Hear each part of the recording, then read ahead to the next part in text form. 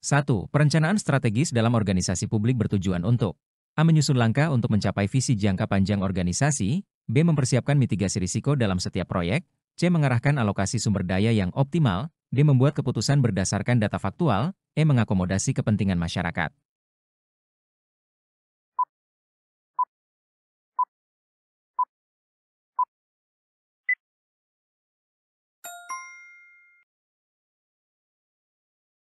Perencanaan strategis dalam organisasi publik berfokus pada penetapan visi, misi, dan tujuan jangka panjang organisasi serta langkah-langkah untuk mencapainya. Pilihan ini tepat karena perencanaan strategis bertujuan untuk membentuk rangka tindakan yang akan diambil agar organisasi dapat mencapai visi jangka panjangnya. Pilihan lainnya mungkin terlibat dalam proses perencanaan, tetapi tidak secara khusus merupakan tujuan utama dari perencanaan strategis. 2. Salah satu prinsip utama dalam perencanaan pembangunan berkelanjutan adalah A. Mengurangi dampak negatif terhadap lingkungan, B. Meningkatkan kesejahteraan sosial secara adil, C. Membangun ekonomi berbasis sumber daya lokal, D. Mengintegrasikan kebijakan lintas sektor, E. Memastikan partisipasi aktif masyarakat.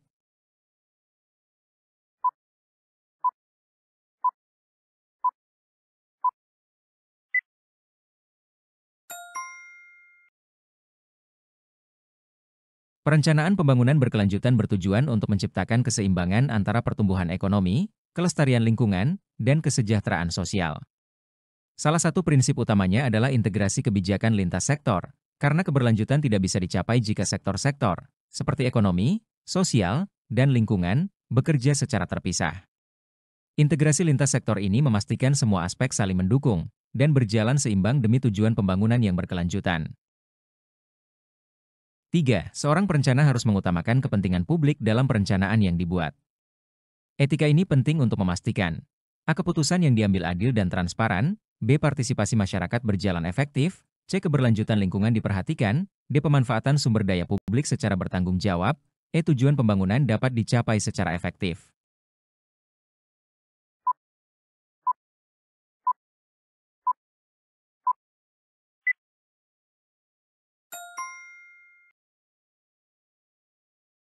Mengutamakan kepentingan publik dalam perencanaan adalah prinsip etika yang mendasar bagi seorang perencana. Hal ini penting untuk memastikan bahwa keputusan yang diambil mencerminkan kebutuhan dan kepentingan masyarakat secara adil serta transparan. Dengan demikian, keputusan yang dihasilkan dapat dipercaya dan diterima oleh publik. 4. Transparansi dalam proses perencanaan adalah bagian dari etika perencanaan yang bertujuan A. Mendorong kolaborasi antar pemangku kepentingan, B. Menghindari konflik kepentingan dalam proses pengambilan keputusan, C. Membangun kepercayaan publik terhadap kebijakan pemerintah, D. Memastikan akuntabilitas setiap tahapan perencanaan, E. Menjaga integritas profesi perencana.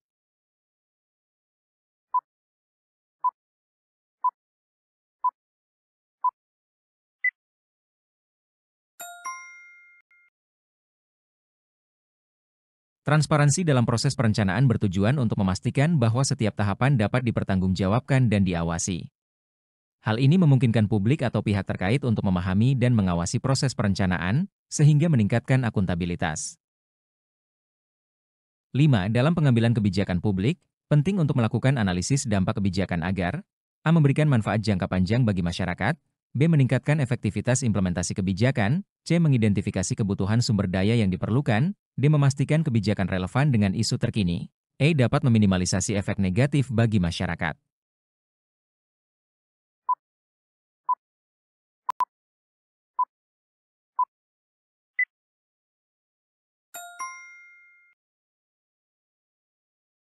Analisis dampak kebijakan merupakan langkah penting dalam pengambilan keputusan publik untuk memahami potensi efek dari kebijakan yang diusulkan, baik positif maupun negatif.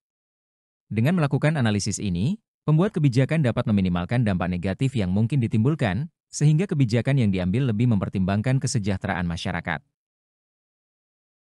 6. Kebijakan publik berbasis bukti mengedepankan A. Data yang akurat sebagai dasar keputusan, B. Kolaborasi lintas sektor dalam pelaksanaannya, C. Partisipasi publik untuk meningkatkan kualitas kebijakan, D. Pemantauan dan evaluasi berkala terhadap hasil kebijakan, E. Analisis dampak kebijakan secara berkesinambungan.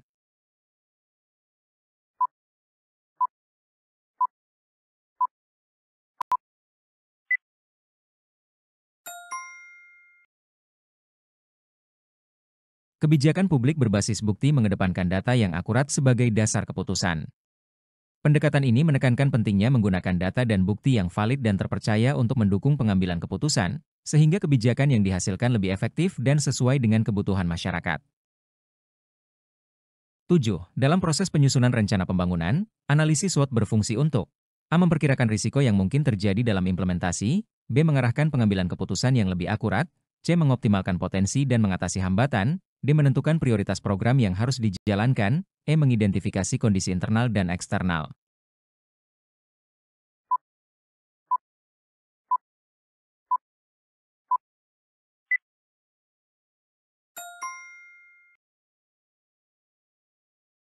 Dalam proses penyusunan rencana pembangunan, analisis SWOT berfungsi untuk mengidentifikasi kondisi internal dan eksternal. Analisis SWOT membantu dalam memahami faktor-faktor yang mempengaruhi suatu proyek atau rencana pembangunan dengan mengevaluasi kekuatan dan kelemahan internal, serta peluang dan ancaman eksternal. Ini menjadi dasar untuk pengambilan keputusan dan perencanaan yang lebih baik. 8. Pada tahap awal perencanaan pembangunan, pengumpulan data primer dan sekunder bertujuan untuk A. Memperoleh gambaran menyeluruh kondisi saat ini, B. Mengidentifikasi kebutuhan masyarakat secara rinci, C. Menyesuaikan rencana dengan potensi daerah, D. Mengukur sumber daya yang tersedia di wilayah perencanaan, E. Menyusun kebijakan yang relevan dan sesuai kebutuhan.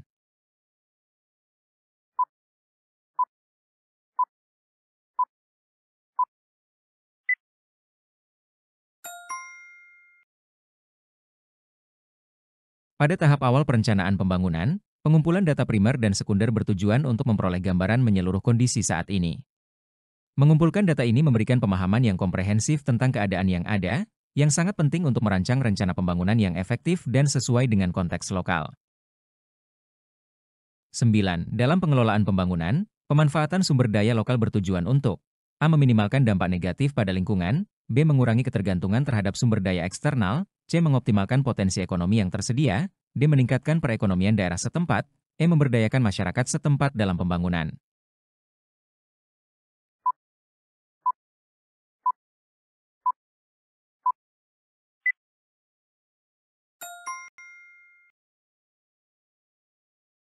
Dalam pengelolaan pembangunan, pemanfaatan sumber daya lokal bertujuan untuk meningkatkan perekonomian daerah setempat.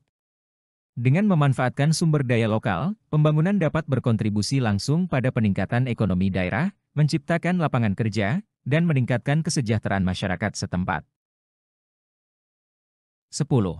Pendekatan berbasis partisipasi dalam pengelolaan pembangunan memiliki manfaat sebagai berikut, kecuali A. Meningkatkan transparansi dalam pengelolaan proyek, B. Memperkuat hubungan antara masyarakat dan pemerintah, C. Memastikan rencana lebih sesuai dengan kebutuhan, D. Meningkatkan rasa kepemilikan masyarakat atas proyek, E. Mempercepat proses implementasi kebijakan.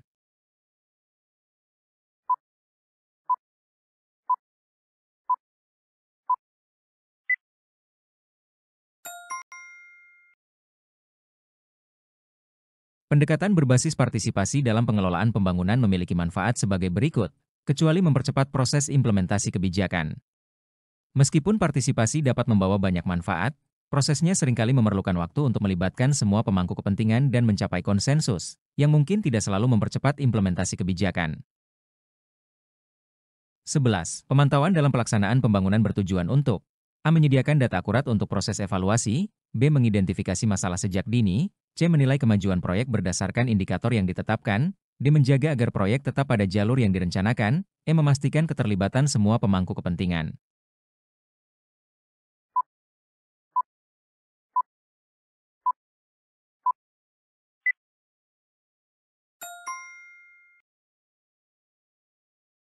Pemantauan dalam pelaksanaan pembangunan bertujuan untuk menilai kemajuan proyek berdasarkan indikator yang ditetapkan. Pemantauan secara berkala membantu untuk memastikan bahwa proyek berjalan sesuai rencana dan mencapai target yang telah ditentukan. Ini memungkinkan tim untuk mengambil tindakan yang diperlukan jika ada penyimpangan dari rencana. 12. Dalam pemantauan proyek pembangunan, indikator kinerja kunci berfungsi untuk A. Mengukur pencapaian sasaran proyek, B. Menilai efektivitas program dalam jangka waktu tertentu, C. Mengidentifikasi hambatan yang dihadapi selama implementasi, D. Mengambil keputusan untuk perbaikan jika diperlukan, E. Mengarahkan sumber daya yang tepat pada aspek penting proyek.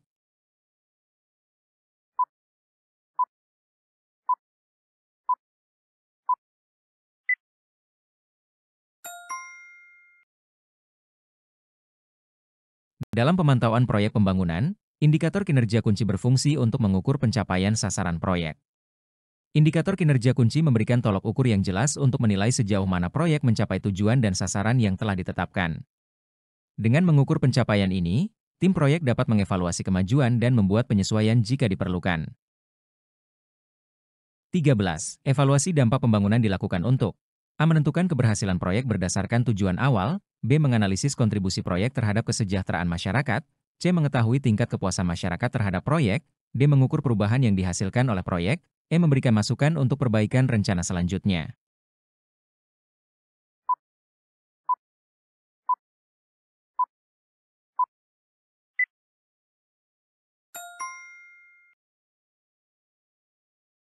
Evaluasi dampak pembangunan dilakukan untuk mengukur perubahan yang dihasilkan oleh proyek. Tujuan utama dari evaluasi dampak adalah untuk memahami sejauh mana proyek telah menghasilkan perubahan yang signifikan dalam kondisi sosial, ekonomi, atau lingkungan, serta untuk menilai efektivitas dari intervensi yang dilakukan. 14. Dalam melakukan evaluasi pembangunan, analisis cost-benefit digunakan untuk A. Mengukur keuntungan dan biaya proyek, B. Memastikan penggunaan sumber daya secara efisien, C. Menilai dampak ekonomi bagi masyarakat, D. Mengidentifikasi faktor risiko dalam proyek, E. Menentukan kelayakan proyek di masa mendatang.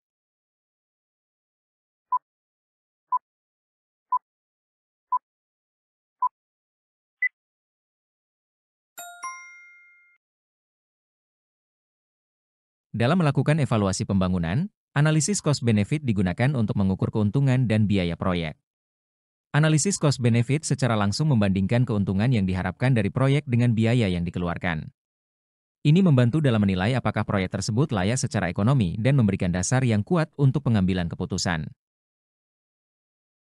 15. Seorang pemimpin yang efektif dalam perencanaan pembangunan harus mampu A. Menginspirasi tim untuk bekerja secara optimal, B. Menyusun strategi yang berorientasi pada hasil, C. Mengambil keputusan cepat dalam kondisi darurat, D. Memberdayakan anggota tim melalui pelatihan, E. Menjalin komunikasi yang baik dengan semua pihak.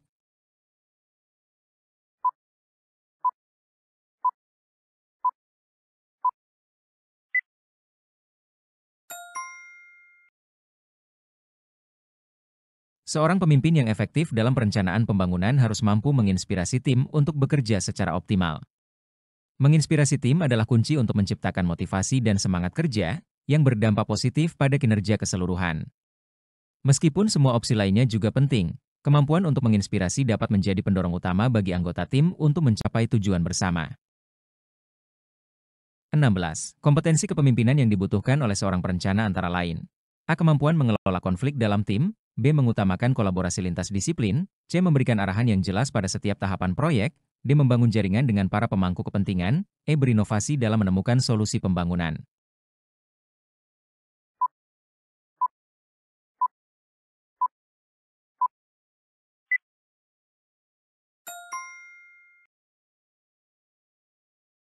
Kompetensi kepemimpinan yang dibutuhkan oleh seorang perencana, antara lain memberikan arahan yang jelas pada setiap tahapan proyek. Memberikan arahan yang jelas sangat penting dalam memastikan bahwa semua anggota tim memahami tujuan dan langkah-langkah yang harus diambil, sehingga proyek dapat berjalan dengan lancar. Meskipun kompetensi lainnya juga penting, arahan yang jelas menjadi fondasi untuk pelaksanaan yang efektif. 17. Ketika merancang kebijakan pembangunan berkelanjutan, seorang perencana harus mempertimbangkan A. Keseimbangan antara kepentingan ekonomi dan sosial, B. Dampak lingkungan yang berkelanjutan, C. Pemanfaatan teknologi ramah lingkungan, D. Partisipasi masyarakat secara langsung, E. Keselarasan dengan kebijakan pembangunan nasional.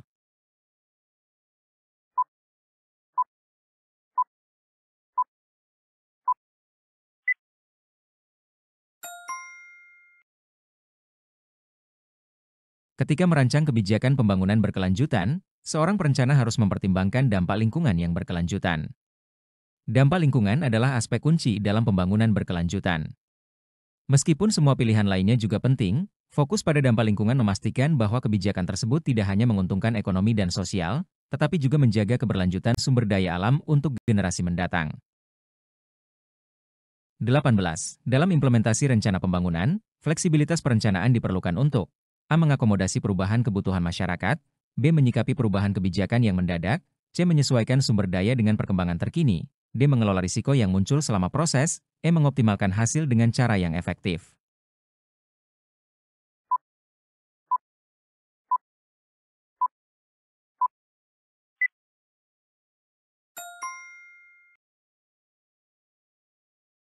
Dalam implementasi rencana pembangunan, fleksibilitas perencanaan diperlukan untuk mengakomodasi perubahan kebutuhan masyarakat. Perubahan kebutuhan masyarakat adalah salah satu faktor utama yang dapat mempengaruhi efektivitas rencana pembangunan. Dengan fleksibilitas, perencanaan dapat disesuaikan agar tetap relevan dan responsif terhadap kebutuhan yang berkembang. 19. Kebijakan perencanaan yang baik haruslah A. Berorientasi pada pencapaian tujuan yang realistis, B. Mempertimbangkan semua pemangku kepentingan, C. Berdasarkan analisis yang komprehensif, D. Responsif terhadap perubahan sosial dan ekonomi, E. Dilaksanakan dengan efisiensi tinggi.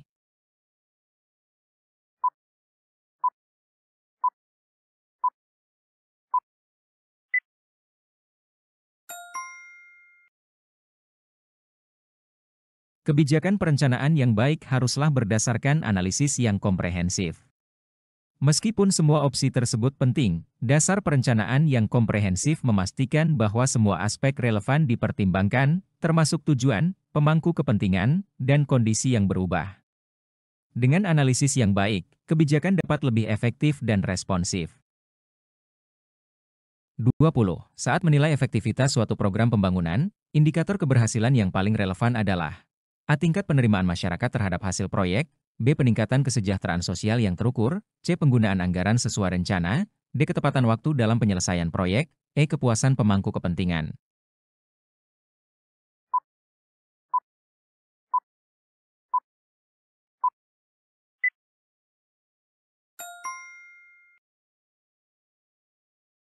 Dalam menilai efektivitas suatu program pembangunan, indikator keberhasilan yang paling relevan adalah peningkatan kesejahteraan sosial yang terukur. Indikator ini langsung mengukur dampak dari program terhadap kehidupan masyarakat, yang merupakan tujuan utama dari pembangunan. Indikator lainnya juga penting, tetapi peningkatan kesejahteraan sosial memberikan gambaran yang lebih jelas tentang keberhasilan program.